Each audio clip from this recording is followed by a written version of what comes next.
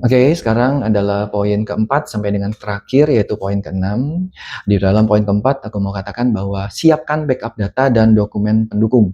Kalau suatu saat DJP nanya, kalian bisa langsung jawab dengan bukti. Misalnya apa? Misalnya contoh, tentu kita punya laporan keuangan. Oh iya teman-teman, laporan keuangan di sini teman-teman harus nggak boleh cuma dalam bentuk PDF ya. Tetapi teman-teman sudah harus siap di dalam bentuknya apa namanya, soft copy-nya, misalnya contoh dalam bentuk Excel dan sebagainya. Kemudian bukti-bukti transaksi semua harus di-scan. Tidak ada yang tidak boleh tidak di-scan. Intinya teman-teman sudah harus siapkan semuanya ini. Kemudian kontrak kerjasama, baik itu kepada vendor, baik itu kepada konsumen kita, maka semuanya harus disiapkan. Dan ini bukan hanya disiapkan itu saja, tetapi sudah di-scan juga. Kemudian bukti setor pajak, terus kemudian apapun dokumennya. Jadi intinya jangan nanti pas ditanya jawabannya cuma lupa atau hilang. Nah itu bikin DJP kesel gitu ya. Intinya adalah kita siapkan dulu seluruh dokumen hard copy kita. Kita sudah selesaikan ini, kemudian kita lakukan scan semua, kita taruh di cloud atau apapun ya. Setelah itu, ini akan menjadi dokumen backup kita. Jadi jangan sampai nanti kita ditanya, kita nggak tahu orangnya ada di mana, atau dokumennya bahkan mungkin sudah di-destroy, wah itu hati-hati. Oh ya satu lagi, bukan cuma tadi 4 item, tapi ini semuanya ya teman-teman. Termasuk misalnya contoh, apalagi misalnya contoh pembelian aktiva tetap yang dibeli di tahun tersebut. Pembayaran BPJS, hutang BPJS, pembayaran BPJS Kesehatan, BPJS Tenaga Kerja, itu semua harus di-scan semua. Ya, kalau udah SPT masa itu kan semua sekarang kita sudah menggunakan Cortex, tetapi ketika kita lihat, oke, ada surat jalannya sebisa mungkin kita scan juga, kita amankan ini semua. Kita juga harus pastikan bahwa surat jalan ini cuma catatan aja teman-teman, ketika surat jalan ini kita tahu nilai tanggalnya tidak sama dengan data penjualan kita, maka hal ini akan menjadi masalah. Jadi ketika kita scan, kita juga bisa melakukan kita lakukan apa ya disebutnya ya, rekapitulasi sehingga tanggal daripada penyerahan itu sama dengan tanggal penjualan jika memang syarat penjualannya memang seperti itu. Oke, berikutnya yaitu nomor 5, jangan tunggu DJP nanya dulu. Kalau kalian tahu ada data yang janggal, misalnya ada penghasilan yang belum dilapor, lebih baik lapor dulu pembetulan ya.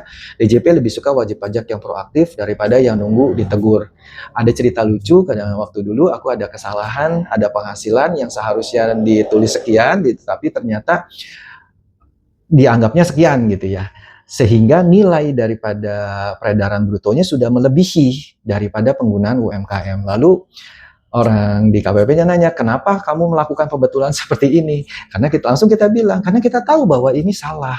Nah, DJP itu akan lebih appreciate ketika kita sudah tahu pembetulannya yang harus dilakukan sekian, sehingga ketika kita sudah tahu, maka contoh di dalam PPh UMKM misalnya, contoh seperti itu. Kita sudah tahu nih salah nih, misalnya salah nilai dari peredaran bruto seharusnya 4,8 miliar.